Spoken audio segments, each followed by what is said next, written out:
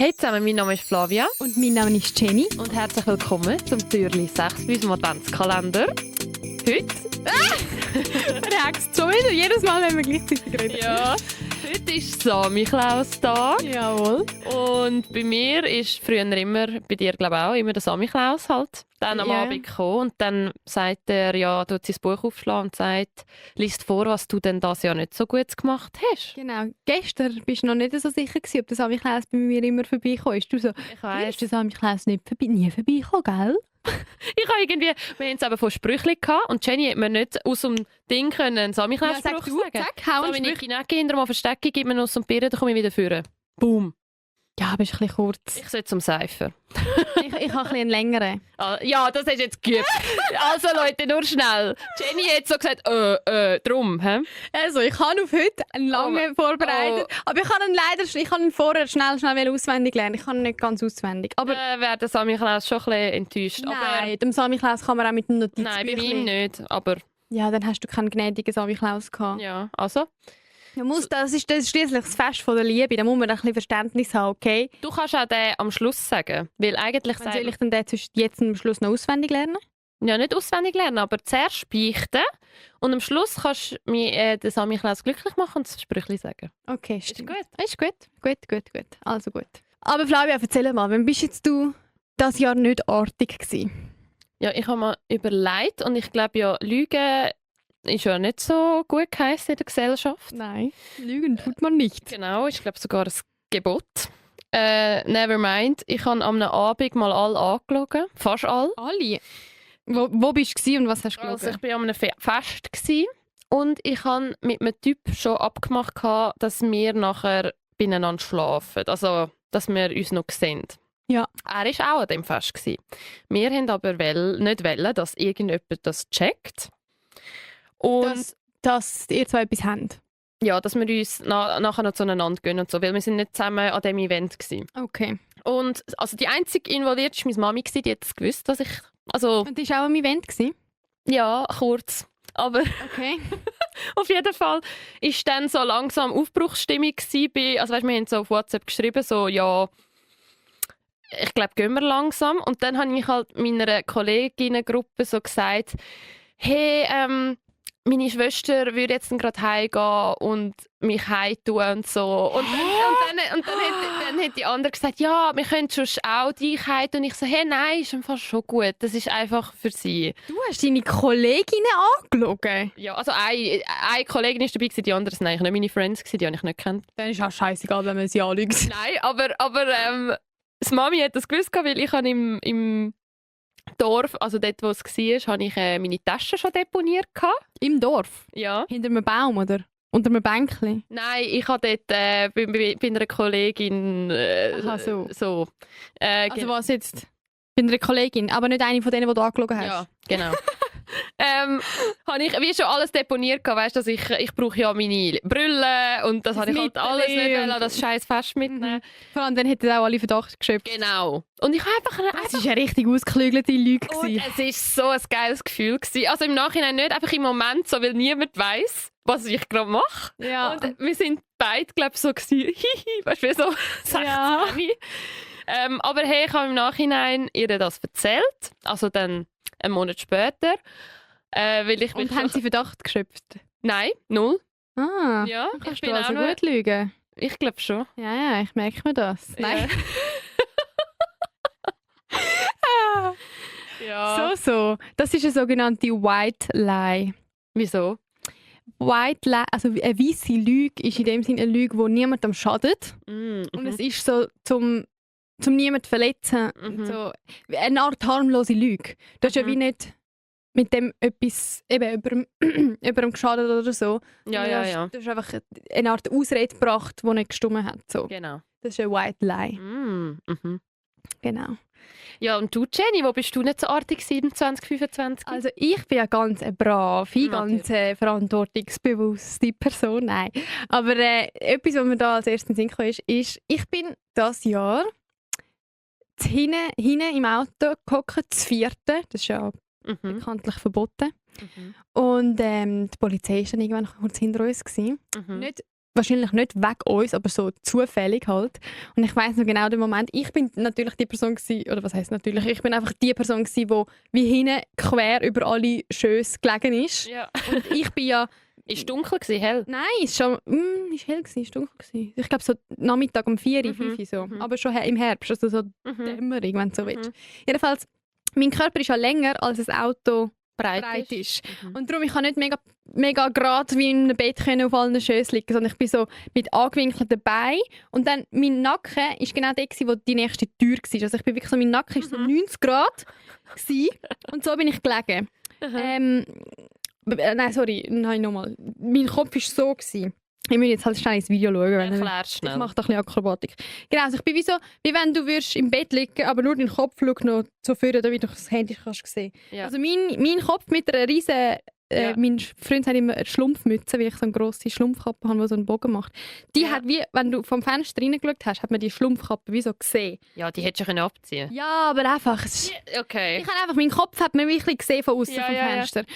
Und plötzlich, wir sind so am Reden, wir haben es lustig im Auto, plötzlich sagt jemand «Polizei». Und ich mache fast einen Knickbruch, mache so meinen Kopf, mache so 90 Grad runter, meine Schlumpfkappe weg vom Fenster. Ja. Und dann die anderen, auf denen ich gehockt bin, haben so hinten durch die Hinterscheibe so dahinter geschaut. Ich so «Leute, wenn ihr alle zu dritt euch kehrt, um zu schauen, was für ein Auto hinter uns ist, ist das hure auffällig. Wenn uns jemand anhaltet, dann war der Fahrer gewesen. Ja. Weil der Fahrer kommt ja dran. Dann war er gewesen. Also jetzt einfach nicht auffällig tun. Und ich bin dann wirklich so 15 Minuten so... Also sind die so lange hinten dran gewesen? Ja, aber auch nachher bin ich so gewesen, weißt du, ich bleibe jetzt einfach da unten, ich bleibe jetzt in Deckung. Ich will nicht, dass dann nochmal ein Polizeiauto kommt und das Mal kommt es dann von rechts im Kreisel und sieht mich oder so. Ich bin dann einfach durchgeblieben und dann habe ich gemerkt, ja, das sollte man eigentlich nicht. Also nicht nachmachen, hockt hinten nicht zu vierten. Ich als Samichlausin würde jetzt sagen... Wieso? Wie ist denn das zustande gekommen, Jenny? Wieso sind ihr dann plötzlich zu vierten hinten gehockt? Ja, das ist, wir waren im Engadin und nach der Nacht. Der nächste Bus wäre 40 Minuten gefahren. Bitte, Sammy Klaus, vergib mir. Also aber ist die Strecke nicht so lang gewesen? Nein. Also nicht von Graubünden heim? Nein, das würde ich auch nicht machen. Das wäre mir zu risikohaft. Ja, wirklich. Ja. Also so lange Fahrten würde ich auch nicht trauen. Nein. Aber so, es war so 10 Minuten Fahrt. Dann haben wir gesagt, weißt du was, machen wir das schnell. Ja. Verzeih dir das. Sehr gut, danke vielmals. Jetzt du, wann bist du nicht artig gewesen? Ich habe nicht ein spezifisches Ereignis, aber ich habe gemerkt, dass ich halt Sachen nicht so gut für mich behalten kann. Also nicht, dass ich da im Podcast Sachen ausplaudere, aber ich glaube, in diesem Jahr ist es ein paar Mal passiert, dass ich vielleicht auch dir von einer Person oder so Sachen erzählt habe, die ich im Nachhinein gemerkt habe, das hätte ich vielleicht nicht dürfen sagen. Auch wenn ich nicht mit dieser Person das abgemacht habe. Aber gleich. Aber so Menschenverstand. Ich vergesse manchmal, wo die Grenzen sind. Weißt, wenn mir jemand etwas erzählt, dann... Weil du so offen wärst und du würdest das anderen auch erzählen, aber nicht jeder würde alles, was du erzählst, anderen erzählen. Und nachher merke ich mich so, alte Flavia. Weißt, und ich sage auch den Leuten jetzt auch so, hey, wenn du etwas... Also nein, eigentlich muss ich es auch selber merken, wo bei jede Person hat ja ihre eigenen Grenzen, aber wenn es jetzt wirklich etwas ist, was ich nicht sagen darf... Dann muss man dir das sagen. Genau. Aber ich finde so, auch dann, also für mich ist es so schwierig, dass ich mit niemandem dann darüber reden kann. Was mache ich? Aber das musst du lernen. Aber wie mache ich das? Du kannst nicht alles, worüber du gerne debriefen, Leute erzählen. Was mache ich dann? Weil ich... Keine Ahnung, schreib drüber und nachher verreissest du den Zettel. Ja. Also, was fehlt dir? Warum willst du mit Leuten darüber reden? Weil du das musst verarbeiten. Weil ich gerne mit Leuten diskutiere und die Meinung noch höre. Und nicht, weil ich sie brauche, sondern weil es mich einfach interessiert. Oder ich chatte halt auch gerne. Aber nicht im Schlechten. Es nimmt mich manchmal einfach Wunder, weil nachher ist das nur in meinem Kopf und ich sehe es, ich kann es nicht ausdiskutieren mit jemandem. Ja, du kannst es ja anonym ausdiskutieren. Also könntest du nicht sagen, du schau, ich habe etwas, ich würde jetzt gerne deine Meinung, ich sage dir nicht, um wer es geht. Ja. Also, also keine Ahnung, ich kenne das Gefühl halt wie nicht. Und wenn, dann bespreche ich das mit der selben Kollegin, die mir das erzählt hat. Weißt, mit der Person kannst du es ja mega gut debriefen. Ja, aber trotzdem sind andere Menschen manchmal auch spannend. Ja. Ich hatte letztes Mal auch eine Kollegin, sie ist auch ein bisschen so. Und sie hat mir fast etwas sagen, was sie nicht darf. Und sie so, nein, ich darf es nicht sagen. Nachher ich so, na komm, es bin nur ich, komm schon. Und dann habe ich so 3-mal versucht, weil ich dachte, komm, ein bisschen. Und irgendwann bin ich so, okay, Ja. ich sehe deinen Punkt. Ja, nein, ich habe das irgendwie schon. Also ich will jetzt dich nicht schlecht reden, aber so, ich habe das glaube schon lange her gelernt, dass es das manchmal halt gibt. Weißt du, so, es ist ja wie so, es wäre ja mega schade, wenn die Leute irgendwann nicht mehr Sachen würden anvertrauen, weil sie einfach von dir wissen, dass du das nicht kannst für dich behalten. Ja. Und dann tue ich lieber zurückstecken und denke mir so, weißt du, nein, das hat sie mir jetzt anvertraut, ich tue das jetzt nicht. So gern ich das jemandem würde erzählen, zum, weiß auch nicht, drüber reden oder das Thema eröffnen oder so, ich denke mir dann so, das Vertrauen ist ja so viel mehr wert. Ja, safe. Oder? Ich weiss, dass du das auch so siehst. Aber das ist für mich gar kein Thema. Also ich habe das Gefühl, man checkt ja schon, was man kann weiter erzählen, was nicht. Nein, ich merke es im Nachhinein. Aber ich bin so am Lernen. Ja. An die Leute aus, die mir Aber- Sachen erzählen. Im Podcast passiert es nicht. He? Da überlege ich 4-mal. Ja, aber das ist stark von dir, dass du das so zugibst. Ja. Weil, ja, ich bin ein bisschen wieder, kennst du den Guido Maria, kennst du den Guido Maria Ja, Kretschmer? Im Hotel Matze hat er auch so gesagt, so, erzählt mir kein Geheimnis, die bleiben nicht bei mir. Ja. Und ich so, Bist du ein kleiner Guido in dem Fall, ja. Ja, gut. Ja. Kommen zu mir. Bei mir bleiben sie. Erzähl sie nicht der Flavia, nein. Aber da wäre ich jetzt als Sammy Klaus gnädig. Würde ich sagen, Flavia, du hast ein Learning gehabt in dem Fall. Mhm. Ja. Ich hätte schon mal jemanden dazu zusammengeschissen. Ich schieße dich jetzt nicht auch noch dazu zusammen. Gut, das ist sehr kulant. Genau. So, und jetzt bei dir, was musst du mir beichten? Also, ich war das Jahr in den USA in der Ferien gewesen. Und dann habe ich so von einer Fastfood-Kette einen Burger probiert und habe dazu ein Video gepostet, so als Taste-Test. Ich weiß gar nicht, wie hat die ich habe die Fastfood-Kette vergessen. Ist auch egal. Auf jeden Fall habe ich das gepostet und habe in der Caption geschrieben, eigentlich wollte ich ja so Fastfood-Ketten nicht unterstützen, weil es gibt ja da so Videos, wie all die Hühner und Tiere, wie die, bei was für Verhältnissen die gehalten werden für so riesige Fastfood-Ketten und so richtig würdelos und einfach schlimm. Und dann habe ich so geschrieben, ich habe mir vorgenommen, nach diesen Ferien Veggie zu werden. Ich bin nicht Veggie geworden. Nein, also sie hat vorher zum Snack hat sie Bündnerfleisch gegessen. Ja. Ja, Mann! Weißt du, dabei eigentlich. Was? Ich finde ja Fleisch schon fein, aber es ist jetzt auch nicht so. Man kann ja, ich bin ja schon mal Veggie gewesen. Ich bin schon mehrmals Veggie gewesen und dann wieder nicht mehr. Ich finde, auf Fleisch kann man gut verzichten, aber warum zum Henker schaffe ich es nicht, einfach mal zu sagen, von heute auf morgen bin ich jetzt Veggie? Schaff's nicht? Also tust du selber Fleisch kochen? Weil, Nein, ich koche ja nie.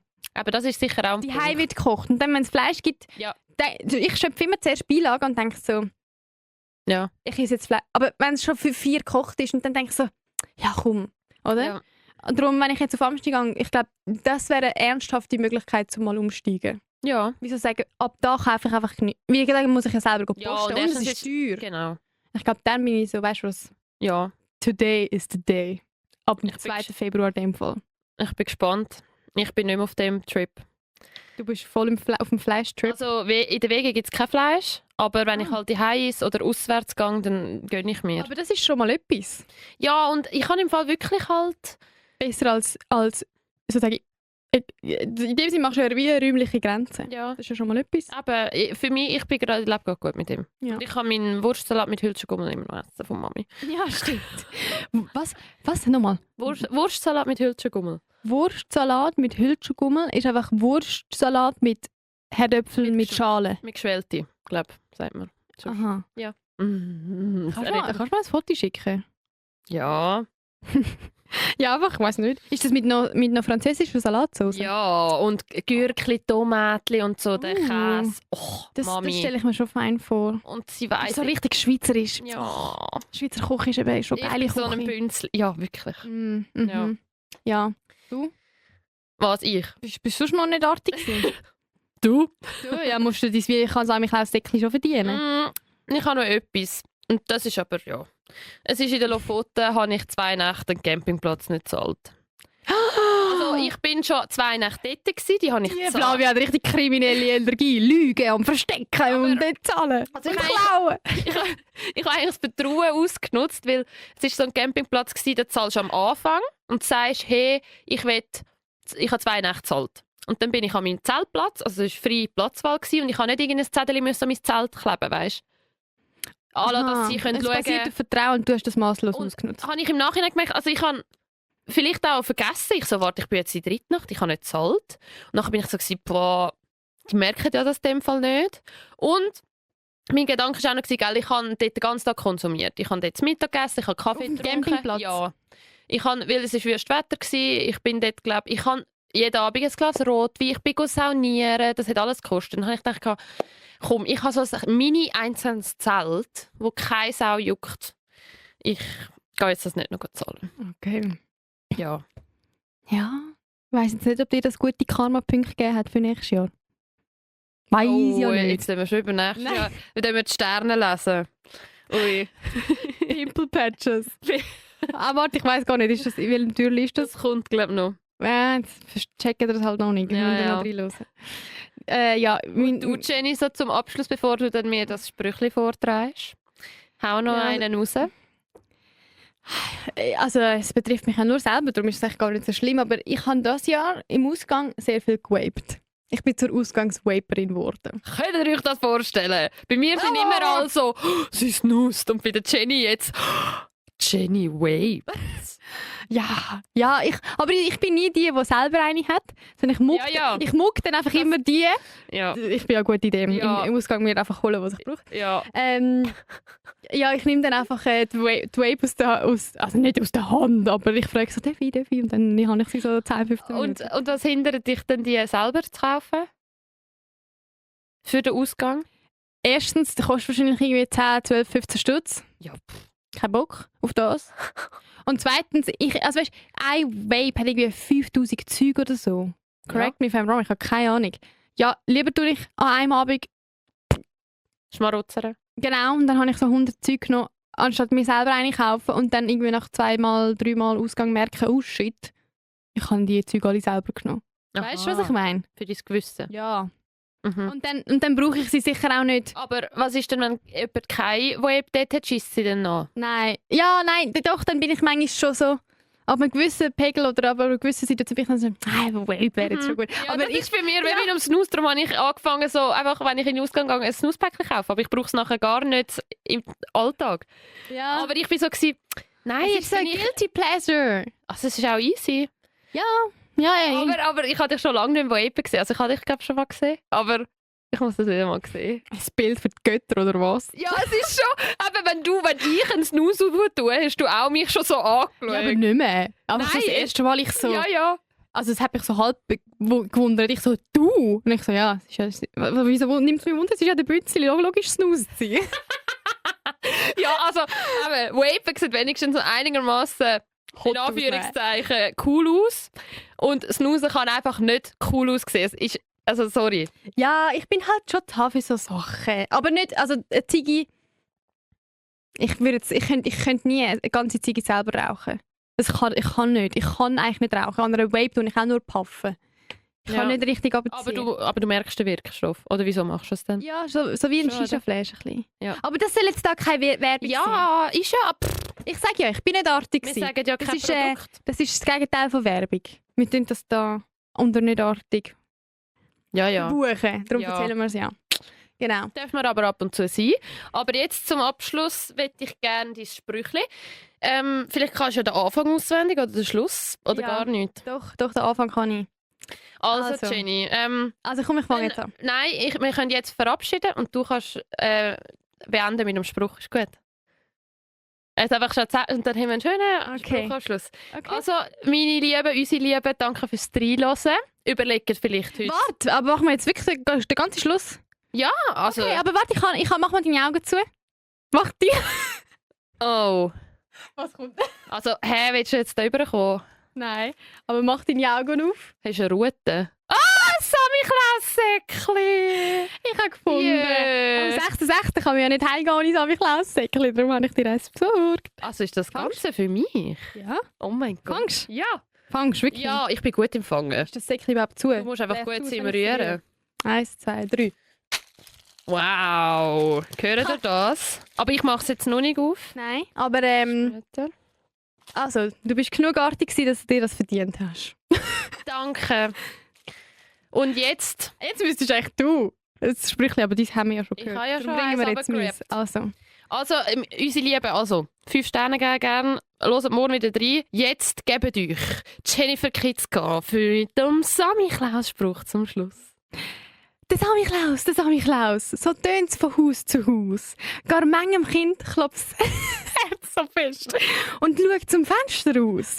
Jetzt poldert es durch die Stegen auf. Wer hat recht im Sinn? Er trägt den Sack so schwer und gross. Was 1000 ist da drin? Den Sack den nimmt er immer mit. Für die Kinder gross und klein. Der Brave lernt er die Nüssli draus. Die Böse steckt er drin. Die Böse steckt er rein. Tschüss zusammen. Ciao.